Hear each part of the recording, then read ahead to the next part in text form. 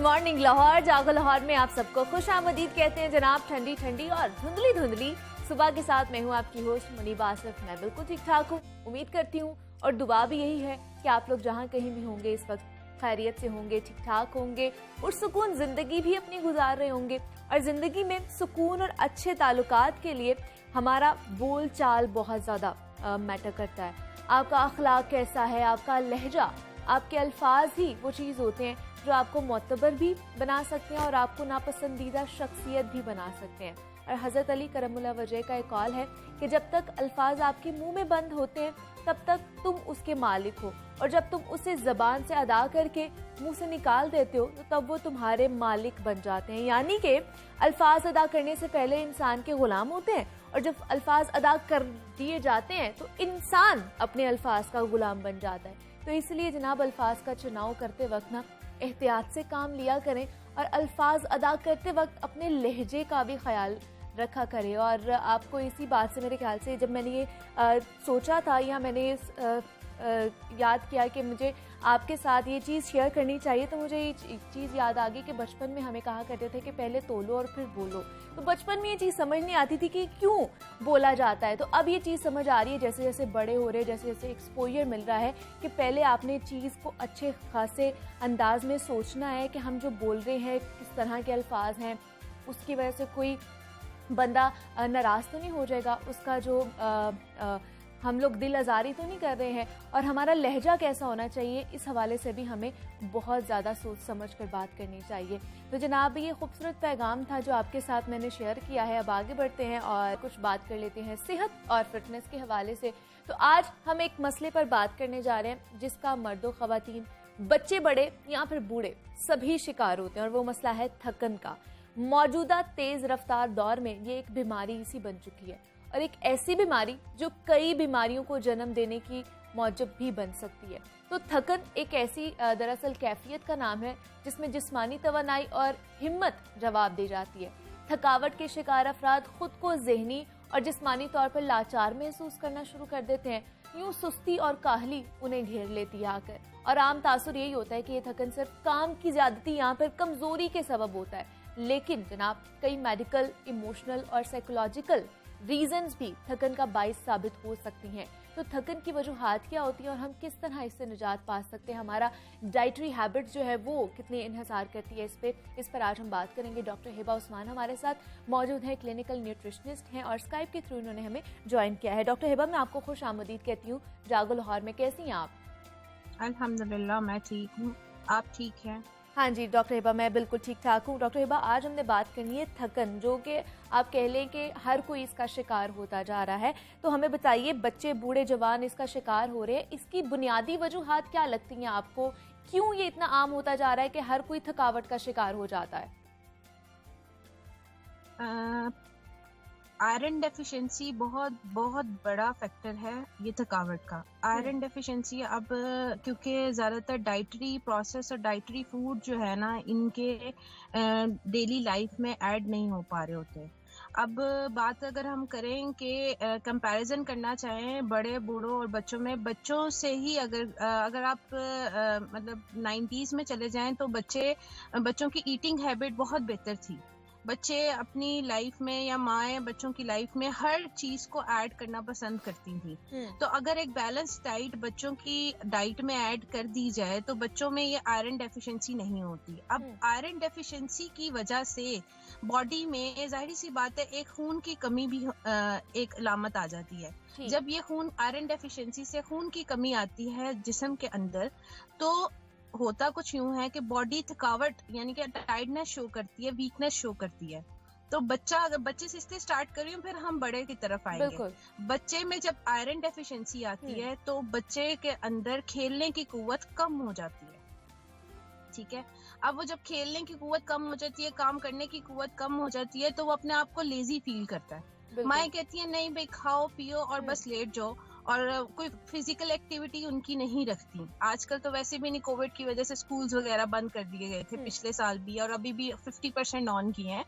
तो उसमें ये होता है कि बच्चों की फिजिकल एक्टिविटी कम होने की वजह से जो वो कैलोरीज टेक कर रहे हैं, अब जाहिर सी बात है फूड इनटेक उनका बहुत ज्यादा जो है डिस्टर्ब हुआ होता है, टाइमिंग्स डिस्टर्ब हुए होते हैं, नाश्ते का टाइम जो होना चाहिए वो उस टाइम पे वो उनको लंच करवा रहे होते हैं, तो वो ये नाश्ते और लंच के दरमियान वाले टाइम को वो मिक्स कर देते हैं।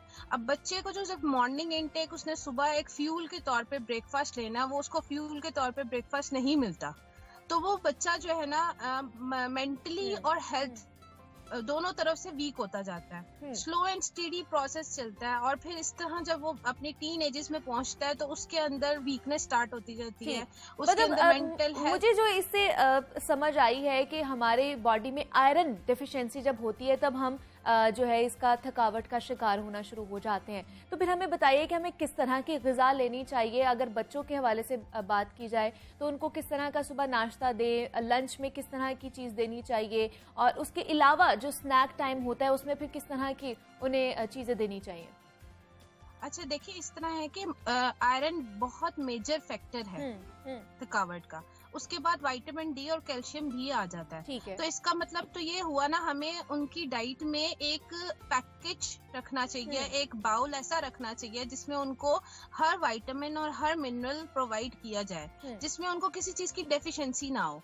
अब एक टाइम आता है कि स्टार्टिंग में हमने वो चीज नहीं ऐड की होती, तो हम 10 इयर्स 12 इयर्स के बाद उनको जो है हम कहते हैं कि इनमें आयरन या हम उनको कैल्शियम या हम उनको विटामिन डी की सप्लीमेंट्स इस्तेमाल करना स्टार्ट करते हैं। जब हम उनकी ग्रोथ ही बेहतर नहीं करेंगे, जब वो बढ़ते हुए जो 7 इयर्स तक उनकी डाइट में कैल्शियम विटामिन डी आयरन नहीं ऐड करेंगे, तो फिर जब वो 10 इयर्स क्रॉस करेंगे तो ऑटोमेटिकली उनके जो लेवल्स है वो नीचे ही पाए जाएंगे, उनके अंदर वो एक्टिवनेस नहीं पाई जाएगी। जो एक आप नोट कीजिएगा कि जो गांव के लोग हैं, गांव के बच्चे हैं, आप देखें कि हम लोग बेशक सर्दी में गर्मी में हम लोगों को गर्मी भी बहुत लगती है और सर्दी भी बहुत लगती है, बट अगर आप नोट करें कि गांव के बच्चों में उनको परवाह नहीं होती, उनकी इम्यूनिटी लेवल भी बहुत स्ट्रांग होता है और उनकी डाइटरी हैबिट भी बहुत अच्छी होती है। क्यों? क्योंकि उनका जो साइकिल है वो फजर की नमाज के बाद से स्टार्ट हो जाना है और इशा की नमाज तक खत्म हो जाना है। उनके लाइफ में जो एक तरतीब है वो अभी तक वैसी ही चल रही है। उनकी बॉडी जो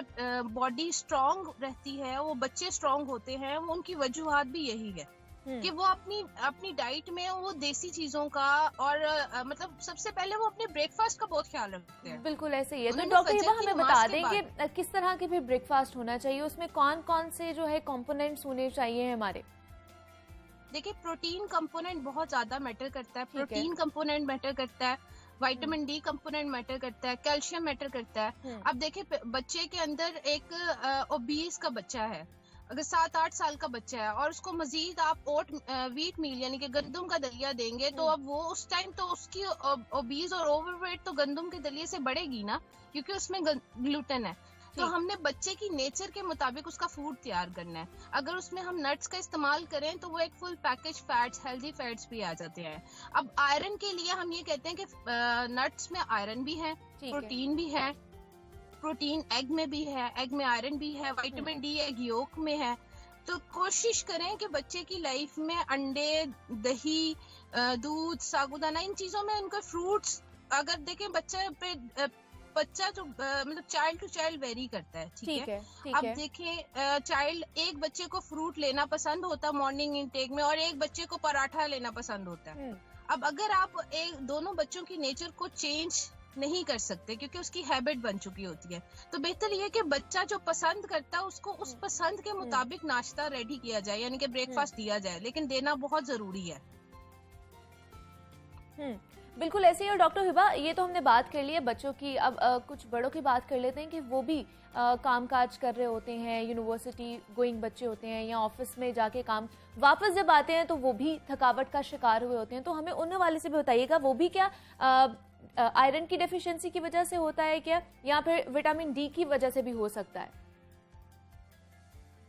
जो स्कूल गोइंग और यूनिवर्सिटी की बात की है, मैं इसी पे अब आ रही थी आपसे, क्योंकि चाइल्ड से कर अब हम टीन एजेस की बात करते हैं। जैसे बच्चे और बच्चियां जो हैं कॉलेज में जाने लगती हैं तो मॉर्निंग का ब्रेकफास्ट स्किप कर देते हैं, ऐसी है।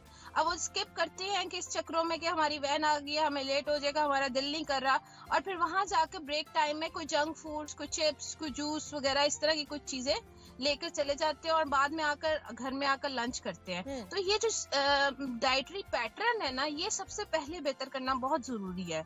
बहुत जरूरी इसलिए है कि मॉर्निंग में ज्यादा कुछ नहीं तो बच्चों को जाते हुए, स्कूल जाते हुए आप एक नट्स पाउडर का बॉक्स बना लें और फ्रूट का कोई भी स्मूदी बना लें। आप उनको लाजमन दें। फ्रूट अगर बच्चा स्टार्टिंग में ले तो बहुत अच्छी बात है। फ्रूट नहीं लेना पसंद करता तो योगर्ट का इस्तेमाल करवाएं उठते साथ ही। नहीं योगर्ट लेता तो अगर उसकी हैबिट है पराठा खाने की तो 1/4 मतलब कुछ ना कुछ उसको इनटेक जरूर करवाएं और साथ में उसको नट्स दे दें। तो इस तरह कॉम्बिनेशन मींस मकसद सिर्फ एक ही है कि ब्रेकफास्ट एक फ्यूल है आपकी बॉडी का।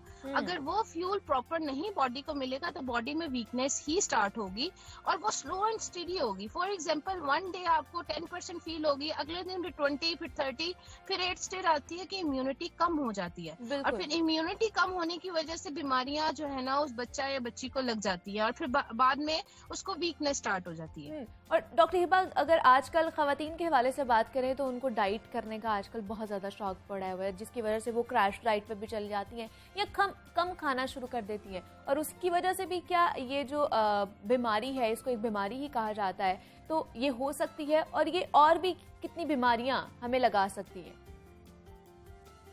अच्छा, क्रैश डाइटिंग के मैं खुद हक में नहीं हूँ, ठीक है। हम जो एक नेचुरल प्रोसेस बताते हैं कि 1 मंथ में 4 to 5 kg नेचुरल वे से वेट लूज करना आपकी हेल्थ के लिए बेहतर है।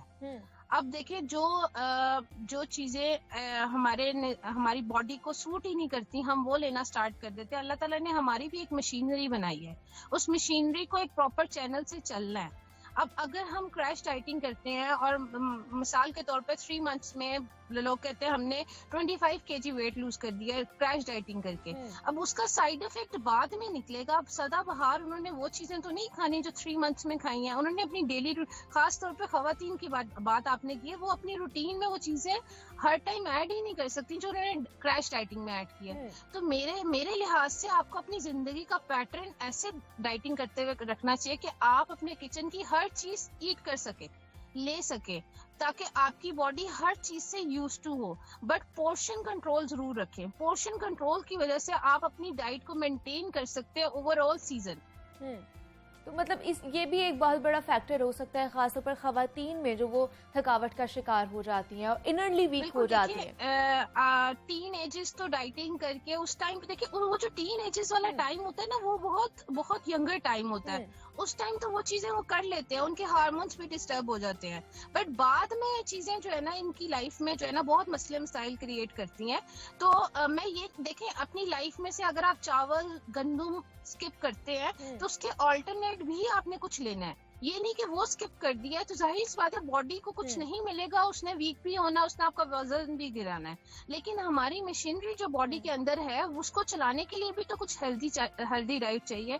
तो वो औरतें लेना नहीं भूल जाती हैं या नहीं लेती। वो कहती है नहीं हमने 3 महीने करनी है, फिर 3 महीने बाद जब वो अपनी नॉर्मल डाइट पे आती हैं तो उनकी बॉडी रिस्पॉन्स देना बंद कर देती है, वीक होना स्टार्ट हो जाती है। तो वो चाह रहे होते हैं कि उस टाइम पे हम हेल्दी फूड लें, लेकिन उनका जो स्टमक है उस चीज को एक्सेप्ट नहीं कर रहा होता, तो उनको वीकनेस स्टार्ट हो जाती है, बिल्कुल ऐसी एलर्जी स्टार्ट हो जाती है और एसिडिटी स्टार्ट हो जाती है। और दूसरा डॉक्टर हिबा हमें ये बताइएगा कि ऐसे सिम्टम्स जो हमें पता चल जाए कि हमारी बॉडी में किस चीज की, किस विटामिन की जो है वो डेफिशिएंसी है। हाँ जी, अब इस तरह है कि आयरन डेफिशिएंसी का सबसे बड़ा रीजन ये है कि आपकी हेयर फॉल होती है, आपको रात को नींद नहीं आती, आप जो ना स्ट्रेस में रहते हैं, ओवर स्ट्रेस रहते हैं, हेडेक रहता है, आपका कलर फेंट हो जाता है, आपको फटीग रहती है, मॉर्निंग सिकनेस रहती है, आपका किसी काम में मतलब आप करना चाह रहे होते हैं लेकिन आप में हिम्मत नहीं होती। तो ये सारी चीजें आयरन डेफिशिएंसी की लामतें हैं। अब देखिए सेम ये कुछ ना कुछ सिमिलैरिटीज आपकी डायबिटीज के रिलेट से भी, डिजीज से भी रिलेट करती हैं। तो देखिए जब आप डायबिटीज अगर एक मरीज को हो गया तो उसमें कम्बिनेशन ऑफ डिजीज उसको अफेक्ट करते ही करते हैं। आयरन डेफिशिएंसी भी उस मरीज को हो जाएगी किसी ना किसी पॉइंट पे, विटामिन डी डेफिशिएंसी तो चलती है। और साथ में क्या होता है, ऑस्टियोपोरोसिस, ऑस्टियोआर्थराइटिस का मरीज भी वो बन जाता है। क्यों? क्योंकि विटामिन डी डेफिशिएंसी चल रही है। बिल्कुल तो ये सारी कॉम्बिनेशन जो है ना, साथ में एक साथ आयरन डेफिशिएंसी अगर हुई है, तो अगर एक टीनेजर्स को ये सारी अलामतें हैं तो मोस्ट प्रोबेबली उसमें आयरन डेफिशिएंसी है। हेयर फॉल सबसे, अब आयरन डेफिशिएंसी का मकसद ये है कि उसके अंदर बॉडी में खून की कमी है, ठीक है, तो वो अपना एचबी लेवल को मेंटेन करे। अब बिल्कुल ऐसे ही में से अपनी डाइटरी हैबिट जो है अगर उनको ही हम लोग ठीक कर लें तो इन तमाम तर डेफिशिएंसी से हम बच सकते हैं। Doctor Hiba Usman, clinical nutritionist, हमारे साथ मौजूद थी। डॉक्टर हिबा, बहुत शुक्रिया आपके वक्त का, और इस इम्पॉर्टेंट टॉपिक के ऊपर आपने हमारे साथ गुफ्तगू की है। तो जनाब, खाना पीना आप अपना अच्छा करें, और ख़ासतौर पर सुबह का जो आपका नाश्ता है ना, वो बहुत ज़्यादा भरपूर होना चाहिए ताकि आपको दिन में पूरी एनर्जी भी मिल सके और आपकी सेहत भी अच्छी रह सके। और साथ साथ आपने मल्टीविटामिन्स का भी इस्तेमाल करना है, लेकिन कंसल्ट करके। जनाब, मजीद भी आपसे बात करेंगे। यहाँ वक्त पर एक छोटी सी ब्रेक का, मिलते हैं इस ब्रेक के बाद।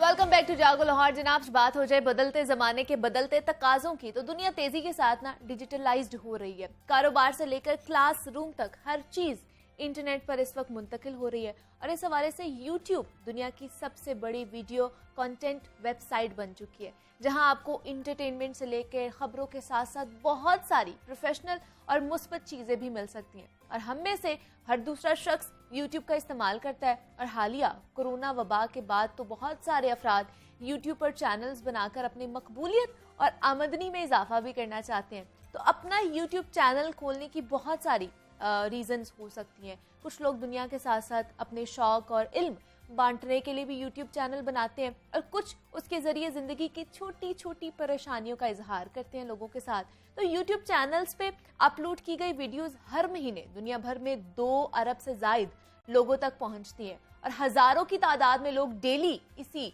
प्लेटफॉर्म का हिस्सा बन रहे हैं। तो कम वक्त में यूट्यूब चैनल को कैसे कामयाब बनाया जा सकता है, यूट्यूब से पैसा कैसे कमाया जा सकता है, और यूट्यूब पर व्यूज कैसे हासिल किए जा सकते हैं, इस पर आज हम बात करेंगे। हमारे साथ मौजूद हैं जनाब पावर कपल कह सकते हैं, दानिया खान यूट्यूबर और एंटरप्रेन्योर हैं, और उनके साथ मौजूद हैं सैयद काशिफ शाह हैं, डिजिटल मीडिया एक्सपर्ट है। मैं आप दोनों को खुशामदीद कहती हूँ जागो लाहौर में। कैसे हैं आप दोनों? लगा, आप सुनाएं कैसी हैं? मैं भी बिल्कुल ठीक ठाक।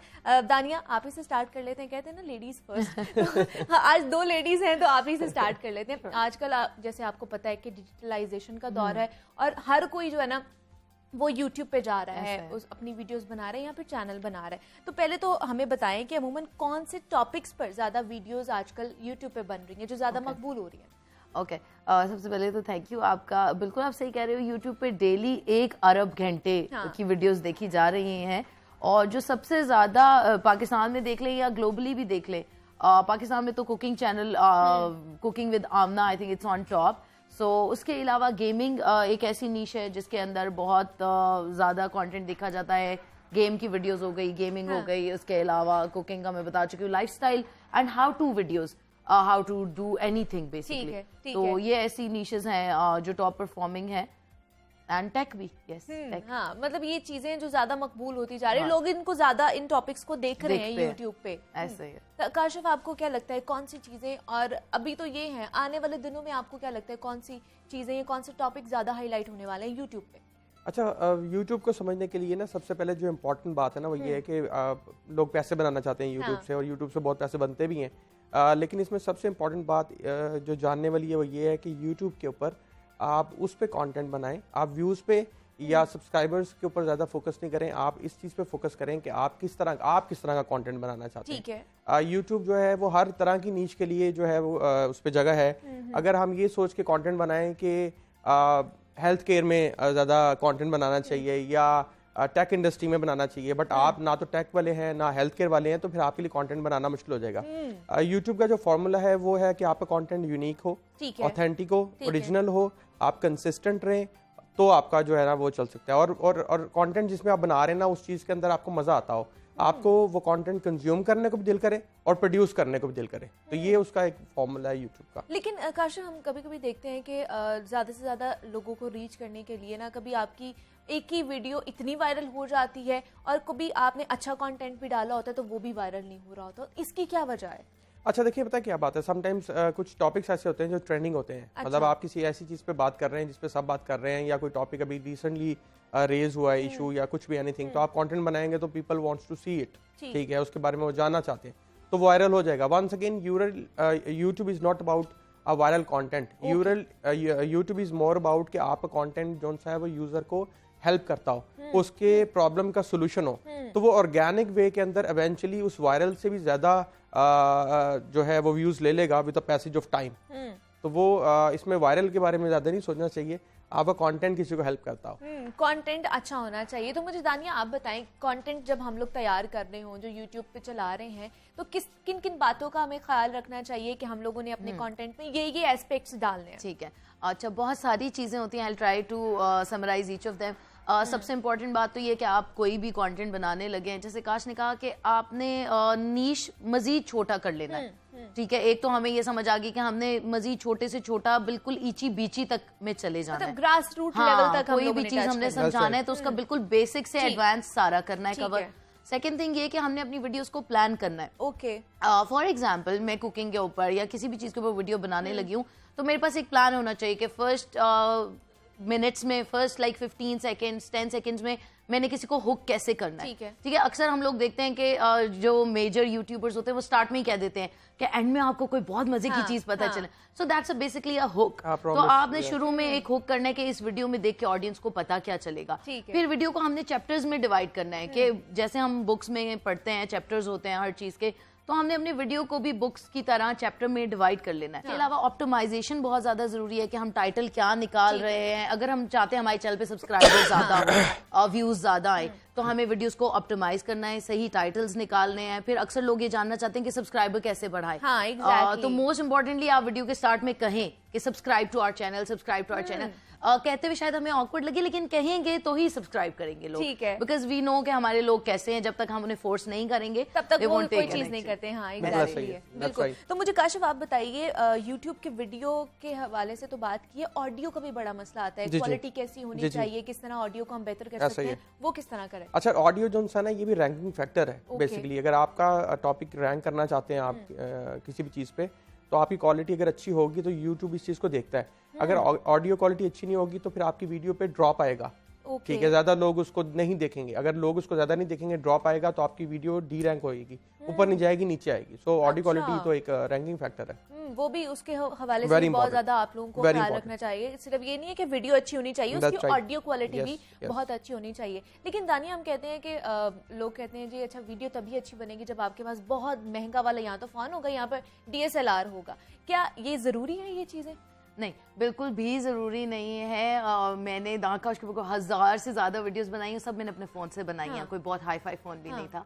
सो you can take a start. जिस तरह काश आपके पास माइक अच्छा हो, कैमरा इतना हो कि क्लियर नजर आ रहा है, देन इट डजंट मैटर कि आप जो लोग वेट कर रहे हैं कि हम कुछ बेहतर फोन खरीदें, नो नीड। आप एक बेसिक फोन से, बल्कि अब तो जमाना ही फोन का आ गया। आपके कंटेंट में, आपके मैसेज में जरूर क्वालिटी होनी चाहिए कि आप किसी का प्रॉब्लम सॉल्व। हम देखते हैं बहुत बड़े इन्फ्लुएंसर्स हैं, मुरू हैं, टक्की बाई हैं, या जो भी लोग हैं, वो बेसिक फोन के साथ शूटिंग कर रहे होते हैं एंड उनकी वीडियोस के आपके ऊपर मिलियंस व्यूज होते हैं। बिल्कुल ऐसे ही है, ऐसा कर सकते हैं। और उन्हीं को देख के फिर लोग कहते हैं कि हम भी, अगर ये लोग कर रहे हैं तो हम भी आ सकते हैं, इस दौर में शामिल हो सकते हैं और हम भी पैसा कमा सकते हैं। ग्राफिक्स, वीडियो ग्राफिक्स, ऑडियो की तो बात कर लिए, वीडियो ग्राफिक्स उससे किस तरह सीख सकते हैं, उन्हें किस तरह बेहतर बना सकते हैं? अच्छा, उसके ऊपर बहुत सारे लोग हैं, VFX मेंटोर हैं जिनसे सब सीख रहे हैं, वो यूट्यूबर भी हैं, यूट्यूब पे सिखाते भी हैं, उनसे सीख सकते हैं।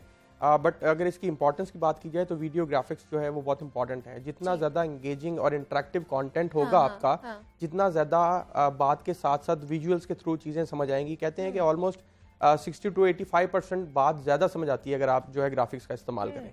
तो ये बहुत इंपॉर्टेंट है कि ग्राफिक्स होने चाहिए। यस। तो इससे किस तरह सीख सकते हैं? मुझे दानिया आप बताएं कि मतलब हम लोगों ने अगर यूट्यूब चैनल स्टार्ट करना है तो उससे पहले कुछ कोर्सेज क्या हमें करने चाहिए, किस तरह के कोर्सेज करने चाहिए और वो कहाँ से सीख सकते हैं? कोई ऐसे प्लेटफॉर्म्स हैं? हाँ, बहुत सारे लोग सिखाते हैं। हमारे अपने प्लेटफॉर्म के ऊपर, दानकाश के यूट्यूब चैनल के ऊपर कंप्लीट प्लेलिस्ट मौजूद है, फ्री में मौजूद है, पूरा कोर्स है यूट्यूब का कि कैसे नीश सेलेक्ट करनी है, एंड स्क्रीन कैसे लगाने हैं, नोटिफिकेशंस कैसे बनाने हैं और ट्रांसक्रिप्शन कैसे अपलोड करना है। सो ये जितनी बातें हम यहाँ 10-15 मिनट में कर रहे हैं, वहाँ मैंने घंटों के हिसाब से पूरा एक्सप्लेन किया हुआ है। सो इफ एनीबॉडी छोटी छोटी चीज आप लोगों ने उसमें बताई हुई है, ब्रांड कैसे बनाना है, कंसिस्टेंसी कैसे रखना है, स्टेप बाय स्टेप सारी चीजें हैं। आप चाहें वहाँ पे यूट्यूब पे दानकाश सर्च करें, आपको चैनल मिल जाएगा, हमारे चैनल को सब्सक्राइब करें और जो है वहाँ पे आपको जिस नीच में भी आप जाना चाहते हैं, तो मल्टीपल नीच में बहुत सारा कंटेंट अवेलेबल है, 1000+ वीडियोस हैं and people are making money. बहुत सारे लोग पैसा बना रहे हैं, आप भी बनाएं। और फ्री ऑफ कॉस्ट आपको वो वीडियोस मिलेंगे, आपको कोई पैसा नहीं खर्चना पड़ेगा, बल्कि आप जब सीख लेंगे तो उसके बाद आपको पैसा आएगा। तो ये बड़ी अच्छी चीज है, क्योंकि हर कोई यही चाह रहा है कि रातों रात हम लोग ना अमीर हो जाएं, कोई ऐसी चीज करें। और आजकल चल भी रहा है, डिजिटलाइजेशन का दौर है कि घर बैठ के आप अमीर हो जाए, पैसा कमा ले। मोनेटाइजेशन का बहुत ज्यादा मसला आ जाता है, उसको किस तरह हम सॉल्व कर सकते हैं? मोनेटाइजेशन के लिए सबसे इंपॉर्टेंट बात यह है कि आपने अपने दिमाग से रातों रात अमीर वाली बात निकाल देनी है, क्योंकि जो यूट्यूब है ना, YouTube is more about consistency, कि आप 6 से 8 महीने मेंटली प्रिपेयर्ड हो कि आपने इतना कंटेंट बनाना है।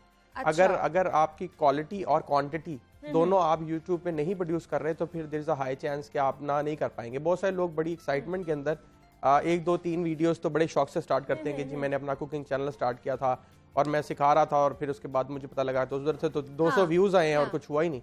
तो वो जब तक आप अपनी ऑडियंस स्लोली बिल्ड नहीं करेंगे तब तक ये होगा नहीं। सो मोनेटाइजेशन के पर्सपेक्टिव से जो हम बात कर रहे हैं वो ये है कि बड़ा आसान है, आप YouTube पे अप्लाई कर दें मोनेटाइजेशन के लिए। ठीक है। उसका आई थिंक 4000 वॉच आवर है और 1000 सब्सक्राइबर का एक वो क्राइटेरिया है, आप उसको मीट करें तो आप you can start making money. और दूसरा काशिफ, SEO का भी कोई मसला है, वो भी चीज लोगों को नहीं इसके हवाले से नहीं पता, तो उस हवाले से भी टिप्स दें लोगों को। देखिए, सर्च इंजन जो है उसमें आपने सबसे पहले ये फिगर आउट करना है कि जिस नीश में, जिस टॉपिक पे, जिस इंडस्ट्री में आप कंटेंट बनाना चाहते हैं उसमें लोग क्या ढूंढ रहे हैं। ठीक है। अब जो लोगों की प्रॉब्लम्स है और वो सर्च कर रहे हैं, उसके अंदर अगर लेस कंपटीशन में आप टाइटल्स निकाल लें और फिर उसके बाद आप जो है उस पर कंटेंट प्रोड्यूस करें और वो कंटेंट आपका once again unique, authentic, original होना चाहिए। और उसके बाद आपको जो है अपना थंबनेल अच्छा बनाना है, आपको अपना टाइटल ठीक रखना है, आपने डिस्क्रिप्शन लाजमी डालनी है, आपने जो है वो टैग्स का बहुत ख्याल करना है। टैग्स चीज में थोड़ी सी बीच में ऐड कर दूं कि एक बहुत आसान टूल है, फ्री टूल है, ट्यूब बडी के नाम से। ट्यूब बडी तो वो कोई भी इंस्टॉल कर सकता है अपने गूगल क्रोम के अंदर। वो आपको हेल्प करता है जब आप यूट्यूब वीडियो अपलोड कर रहे होते हैं, तो वो बताता है कि इस टाइटल का इतना स्कोर आ रहा है, आपकी कैप्शन का इतना स्कोर आ रहा है। उसका पेड वर्जन भी है लेकिन फ्री से भी बहुत हेल्प हो जाती है, मतलब लोगों को हेल्प हो जाएगी उससे। दानिया खान और सैयद काशिफ शाह हमारे साथ मौजूद है। आप दोनों का बहुत शुक्रिया कि आप लोग यहाँ पर आए और इतनी अच्छी टिप्स हमें और हमारे देखने वालों को देकर जा रहे हैं। जनाब, यहाँ पे एक छोटी सी ब्रेक लेनी है, मिलते हैं इस ब्रेक के बाद।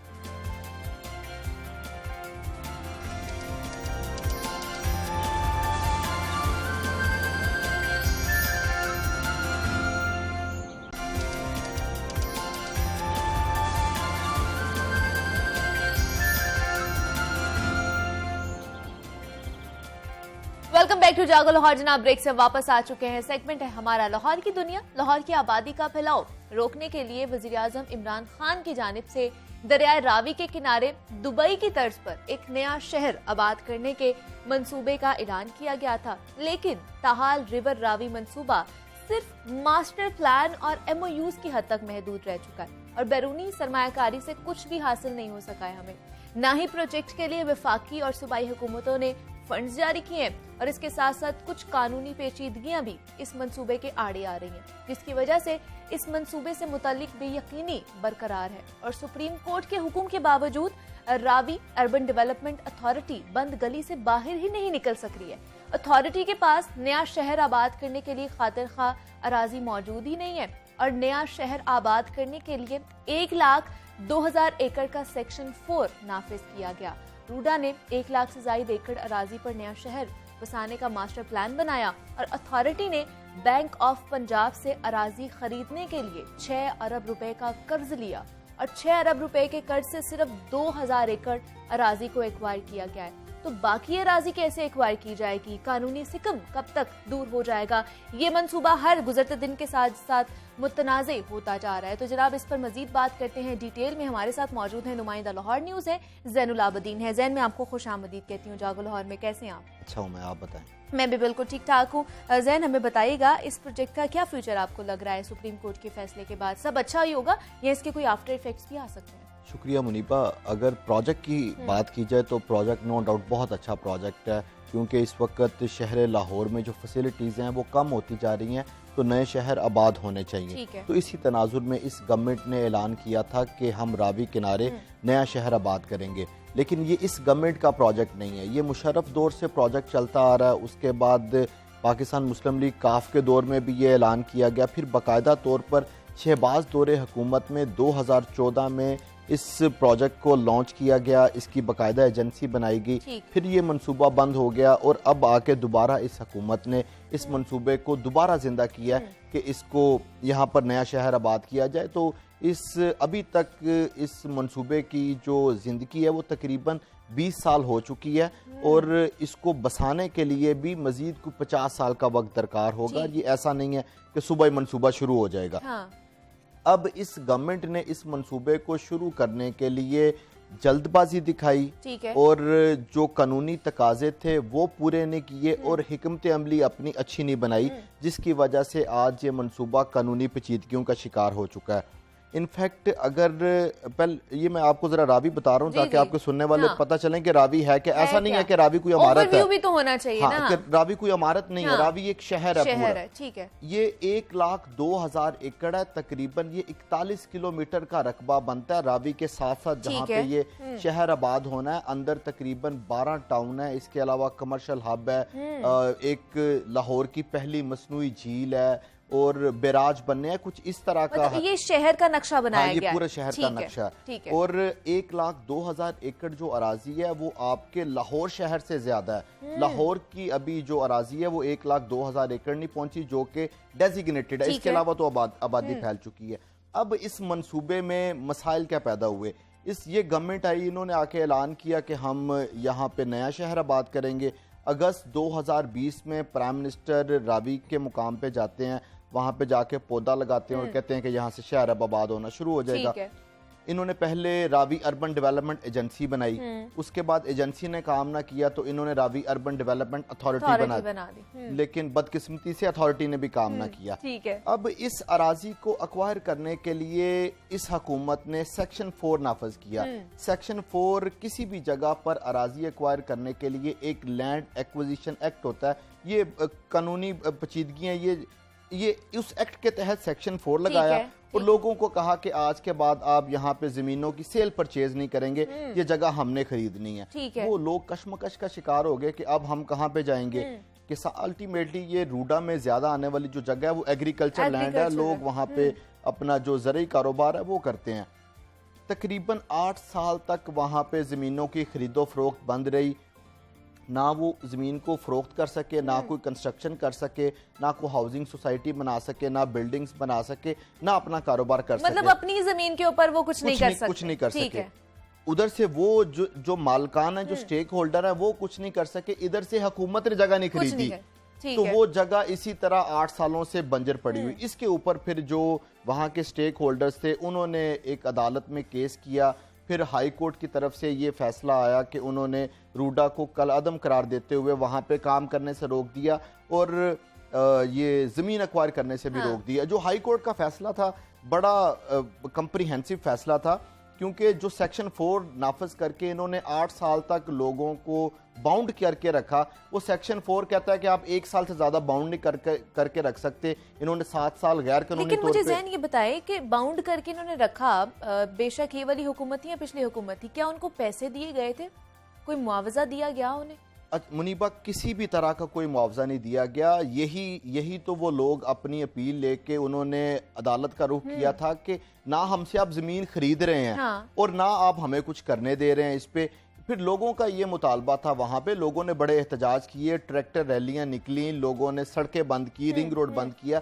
वो कहते थे कि हमें मार्केट रेट के मुताबिक आप पैसे अदा करें, जिस तरह आप दीगर प्रोजेक्ट्स के ऊपर कर रहे हैं, जिस तरह आपने ऑरेंज ट्रेन पे किया, जिस तरह आपने मेट्रो बस पे किया, या दीगर आप सड़कें बनाते हैं, जो वहां पे मार्केट रेट है हमें मार्केट रेट अदा किया जाए।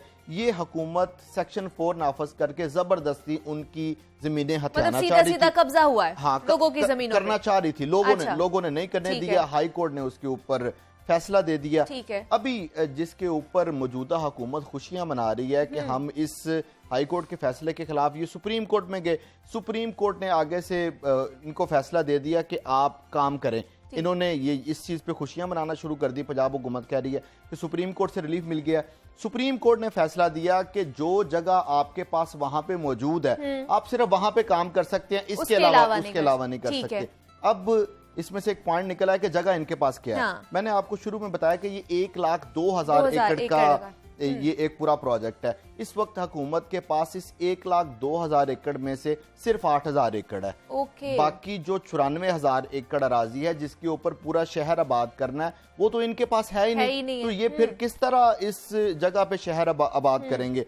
हुकूमत ने हर तरह से कोशिश कर ली कि हम रावी की जगहों को अक्वायर करें। ठीक है। सबसे पहले उन्होंने सेक्शन 4 नाफज किया, मैंने आपको बताया ये जमीन अक्वायर नहीं कर सके। गवर्नमेंट ने कहा कि ये फिजिबल ही नहीं है कि इतने पैसे हम लगा के जगह को अक्वायर कर लें। उसके बाद इन्होंने वहां पे जो प्राइवेट लैंड ओनर्स थे उनको पेशकश की कि आप अपनी जमीनें खुद आके हमें पेश करें, हम आपको उसका अच्छा मुआवजा देंगे। ये ऑफर आज तक वैलिड है और आज तक जो ये प्राइवेट स्टेक होल्डर्स हैं उन्होंने आके अपनी जमीनें पेश नहीं की। वो कहते हैं हमने आपको अपनी जमीनें नहीं देनी। अच्छा। उसके बाद अभी इन्होंने प्राइवेट लैंड प्रोवाइडर से रब्ता किया। 26 नवंबर पिछले साल की तारीख थी। लोगों ने दरख्वास्तें नहीं दी कि हम आपको लैंड खरीद के नहीं दे सकते। ये DHA तर्ज पे और LDA सिटी तर्ज पे यहाँ पे जमीन को अक्वायर करना चाह रहे थे, लेकिन नहीं हो सका। लोगों ने उसमें भी अदम दिलचस्पी का इजहार किया। अभी तक जितने भी लोगों की दरख्वास्तें हैं उनके नाम अनाउंस नहीं हो सके कि कौन कौन हमें जगह यहाँ से खरीद के देगा। हुकूमत ने कहा कि हम खुद पैसे देते हैं और उससे जगह खरीदते हैं। बैंक ऑफ पंजाब से रावी अर्बन डेवलपमेंट अथॉरिटी ने 6 अरब रुपए कर्ज लिया। उस 6 अरब रुपए से 2,000 एकड़ जगह खरीद ली। वो खरीद के इन्होंने एक प्राइवेट ग्रुप है जावेदान ग्रुप, 13 कंपनियों का कंसोर्शियम है, उनके वो हवाले कर दिया कि यहाँ पे सफायर बे बना दिया जाए। अभी वो जगह खरीदने के बावजूद महकमा माल ने इनको वजीर आजम के दौरे से पहले तक ट्रांसफर नहीं की थी। अब जब प्राइम मिनिस्टर लास्ट वीक आए हैं तो अब उनको ट्रांसफर की है, तो अब वहां पे उनको जो निजी कॉन्ट्रैक्टर है जावेदान ग्रुप उसको ये हैंड ओवर की जाएगी। अच्छा। तो ये इस तरह इस पूरी अराजी की कहानी है मुनीबा के गवर्नमेंट इसके ऊपर किसी भी तरह सीरियस नहीं नजर आ रही थी और मुबैना तौर पे जो कानूनी तकाजे थे उनको पामाल किया गया। मास्टर प्लान में तरमीम की गई, सेक्शन 4 में इन्होंने जो कानून है उसको हाथ में लिया, जिसकी वजह से ये मंसूबा अब लटकता जा रहा है। और दूसरा जैन, आपको भी याद होगा लाहौर हाई कोर्ट ने लैंड एक्विजिशन के हवाले से जो 1894 का जो कानून है उसको चेंज करने का भी हुक्म दिया है। बिल्कुल, ये इसी तरह किया ना इन्होंने, ये लैंड एक्विजिशन एक्ट 1894 इसको ही इन्होंने मद्देनजर रखते हुए सेक्शन 4 नाफज किया था। तो वो तो एक्ट कहता है कि आप सेक्शन 4 का नफाज 1 साल से ज्यादा कर नहीं सकते। इन्होंने क्या किया, 2014 से सेक्शन 4 नाफज कर दिया, वो वहां पे सब कुछ बंद कर दिया। उसके बाद 5 साल तक ये सेक्शन 4 लगा रहा। एक रात इन्होंने सेक्शन 4 खत्म किया और अगले दिन फिर दोबारा लगा दिया। मतलब कोई अच्छी प्लानिंग नहीं की गई, ये कह सकते हैं पेपर वर्क, क्योंकि वजीर आजम भी नाराज होके गए। उन्होंने भी कहा अच्छे तरीके से इन लोगों ने डिस्प्ले नहीं किया केस। वजीर आजम की तरफ से बड़ा बरहमी का इजहार किया गया है। देखिए, ये वजीर आजम का फ्लैगशिप प्रोजेक्ट है जो ये पाकिस्तान तहरीक इंसाफ अपना मैनिफेस्टो लेके मंशूर लेके हुकूमत में आई थी। वो यही थी कि नया पाकिस्तान बनाया जाएगा जिसमें 50 लाख घरों का प्रोजेक्ट था। तो अगर ये रावी अर्बन डेवलपमेंट जो प्रोजेक्ट है ये शुरू हो जाता है तो वजीर आजम का वो जो 50 लाख वाला एक ख्वाब था या जो उनका विजन था वो उनको सामने बनता हुआ नजर आएगा। एटलीस्ट वो 2023 में जब अगले इलेक्शन जाते हैं तो उनके पास वहां पे बताने के लिए कुछ होगा कि हमारी ये परफॉर्मेंस थी। तो वजीर आजम ने रूडा के ऊपर बड़ा बरहमी का इजहार किया इस चीज के ऊपर कि आपने केस को ठीक तरह प्रेजेंट नहीं किया। अभी जब प्राइम मिनिस्टर की हुक्म के बाद ये सुप्रीम कोर्ट में गए हैं तो इन्होंने जाके प्ली इख्तियार की है कि हमें वहां पे काम करने दिया जाए। सुप्रीम कोर्ट ने अब उनको इजाजत दे दी है। अब ये काम कैसे करेंगे? अब जो 8,000 एकड़ टोटल इनके पास अराजी है उसमें 2,000 के ऊपर सफायर बे बनना है, बाकी 6,000 एकड़ अराजी रहेगी। अब जो 6000 एकड़ अराजी है वो मुख्तलिफ कितात में बटी हुई है। कोई जगह ये भीनी गांव में आती है, कोई जगह मांगा के पास आती है, कोई शरकपुर के पास आती है। ऐसा नहीं है कि मतलब एक जगह पे नहीं है वो, एक जगह पे नहीं है। जब वो एक जगह पे लैंड नहीं होगी तो अल्टीमेटली वहां पे काम भी नहीं हो सकता। इसके अलावा इस गवर्नमेंट ने सबसे पहले कोशिश किया, बेसिकली ये सारे प्रोजेक्ट का मकसद ये था कि रावी का जो गंदा पानी है ना उसको साफ किया जाए। ये कहानी यहाँ से शुरू हुई थी कि रावी को साफ किया जाएगा। हाँ। रावी पे जो इन्होंने कोशिश की कि इसको ना हम रावी को बैराज बना दें, इसके दोनों तरफ रिटेनिंग वॉल शुरू कर दें। 2020 से रिटेनिंग वॉल का प्रोजेक्ट है, 2022 चल रहा है, दूसरा महीना 2022 का शुरू हो गया, आज तक वो रिटेनिंग वॉल नहीं बन सकी। वेस्ट वाटर ट्रीटमेंट प्लांट लगाने थे कि जितना भी गंदा पानी है उसको साफ कर दिया जाए ताकि ज़ेरे ज़मीन एक्वाफायर को बचाया जा सके, उस पानी को ट्रीट करके किसी और काबिल बनाया जा सके, उसके ऊपर कोई काम नहीं हुआ। तमाम जो ये इंटरनेशनल डोनर्स हैं जिसमें एशियन इंफ्रास्ट्रक्चर इन्वेस्टमेंट बैंक है, फ्रेंच डेवलपमेंट एजेंसी है, वर्ल्ड बैंक है, एशियन बैंक है, इन चारों ने हाथ खड़े कर दिए कि हम आपको पैसे नहीं दे सकते क्योंकि आपके यहाँ पे स्टेबिलिटी नहीं है, अनसर्टेन सिचुएशन है। अब वो वेस्ट वाटर ट्रीटमेंट प्लांट ही नहीं बन रहे। हत्ता कि मैं आपको इनकी एक नाअहली की कहानी सुनाता हूँ कि ये 1 साल तक सिर्फ इसी चीज के ऊपर ही फंसे रहे हैं कि हमने ये पानी को ट्रीट किस तरह करना है। इसको हम कुछ स्लज टेक्नोलॉजी पे लेके जाएंगे, पाउंड टेक्नोलॉजी पे लेके जाएंगे, तो वो 1 साल में यही चीज डिसाइड नहीं हो सकी। फाइल कभी इधर, फाइल कभी उधर, तो वो वेस्ट वाटर ट्रीटमेंट प्लांट भी नहीं लग सके। इनफैक्ट ये सारी चीजें थी जो कि प्लानिंग ना होने की वजह से और जल्दबाजी की वजह से मंसूबे को मुसलसल इल्तवा का शिकार करती आ रही हैं। अभी ये हुकूमत और जो रूड है वो कह रहे हैं कि हम इस अथॉरिटी को डेवलपमेंट अथॉरिटी की तर्ज पे लेके चलेंगे, यानी जो वहाँ पे लैंड ऑनर्स होंगे और जो स्टेक होल्डर्स हैं उनको लेके चलेंगे, जो हाउसिंग स्कीम्स हैं उनको रेगुलराइज करेंगे या लोगों को बोलेंगे कि वो खुद। आपको लग रहा है ये ऐसा हो सकता है? मुनीबा, ये 50 साल का प्रोजेक्ट है, ये 5 महीनों का या 5 सालों का प्रोजेक्ट नहीं है। इसको उसी हिसाब से लेके चलना चाहिए। नया शहर आबाद करना है, अगर लाहौर को आबाद करने में 100 साल लगे हैं तो लाहौर से ज्यादा एकड़ के जो रकबा मतलब दुबई की तर्ज का हमने बनाना है ना नया शहर। हाँ, तो इनको बड़ी उस पर प्लानिंग करने की जरूरत है, अदरवाइज ये इन कामयाबी इनको हासिल नहीं हो सकेगी, मुझे नहीं नजर आता। अच्छा काम करने की जरूरत है और इस पे और भी बहुत ज्यादा काम करना है। अभी इन्होंने ज़ैनुल आबदीन, नुमाइंदा लाहौर न्यूज़ हमारे साथ मौजूद है। ज़ैन, बहुत शुक्रिया आपके वक्त का, आप यहाँ पर आए हैं और डिटेल में हमने जनाब गुफ्तगू की है अर्बन रावी प्रोजेक्ट के हवाले से कि इसका क्या फ्यूचर होने वाला है, हमें क्या इससे बेनिफिट होगा। तो इस पे काम जैसे जैसे होता जाएगा हम आपके साथ के हवाले से अपडेट भी आपको करते चलेंगे। छोटी सी ब्रेक लेते हैं, मिलते हैं इस ब्रेक के बाद।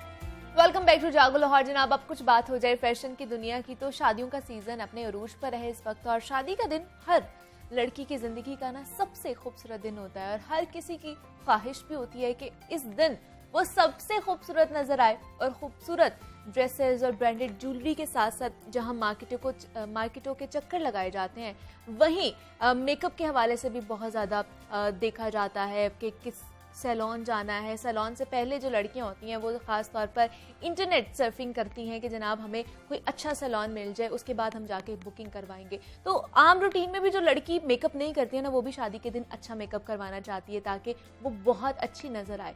तो इस वक्त आपको पता है कि मौसम में सरमा का भी आगाज है और शादियों का सीजन भी हो चुका है, तो हमने सोचा कि क्यों ना आप लोगों की और खासतौर पर दुल्हन की जो एक फिक्र होती है, जो उसको सता रही होती है, हमने किस तरह मेकअप होना चाहिए, नेचुरल होना चाहिए, शिमरी होना चाहिए या हैवी ब्राइडल लुक किस तरह देनी है, तो ये सारी मुश्किलात का हमने जनाब आज सोल्यूशन ढूंढ लिया है। हमारे साथ इस वक्त नेहा अकबर मौजूद हैं, मेकअप आर्टिस्ट हैं, उनसे जनाब बातें भी करेंगे और कुछ जो टिप्स हैं मेकअप के हवाले से उनसे वो भी लेंगे। नेहा, मैं आपको खुश आमदीद कहती हूँ जागो लाहौर में। कैसी हैं आप? बिल्कुल ठीक, आप कैसी हैं? मैं भी बिल्कुल ठीक ठाक। नेहा, सबसे पहले तो बताइए 2022 स्टार्ट हो चुका है और पहला महीना तो गुजर गया है, तो हमें बताइए शादियों का भी सीजन है, क्या ट्रेंड मेकअप में इन हुआ है और क्या आउट हो चुका है इस वक्त?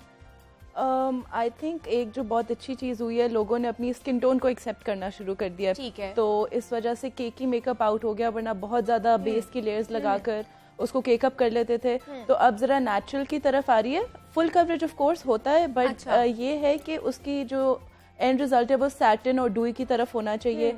एंड उसके साथ आपकी आईब्रोज वगैरह भी पहले बहुत हार्श होती थी, बिल्कुल इस तरह ब्लॉक की तरह, तो अब जरा नेचुरल की तरफ आ रहा है। आपके लिप कलर्स भी नूड्स, पिंक्स जो हैं आजकल ब्राइड्स जो हैं वो भी प्रेफर कर रही हैं। मतलब तो ये कुछ चीजें हैं जो एड ऑन हुई हैं। हाँ जी, मतलब कि जो एक बहुत अरसे से ट्रेंड चल रहा था वो जरा कट डाउन हो गया, which is very good I feel like, क्योंकि मेकअप इनहैंस करना चाहिए ब्यूटी को ना कि एकदम से आप बिल्कुल ही कम्प्लीटली डिफरेंट इंसान बन जाए, लगने शुरू हो जाए। क्योंकि मुझे याद है पहले कुछ अर्सा पहले ही अगर देखा जाए तो केकी मेकअप की जैसे हम बात कर रहे हैं तो बहुत ज्यादा बेस यूज की जाती थी, मतलब अपने टोन से भी ऊपर जाया जाता था, स्किन टोन लाइट करने के लिए लाइट टोन में जाया जाता था और वो बहुत ज्यादा ऑकवर्ड लगना शुरू हो जाती थी। तो हमें बताइए कि किस तरह की बेस हमें अपने स्किन के हिसाब से देखनी चाहिए, हम किस तरह देख सकते हैं कि हमारे स्किन के साथ मैच कर रही है।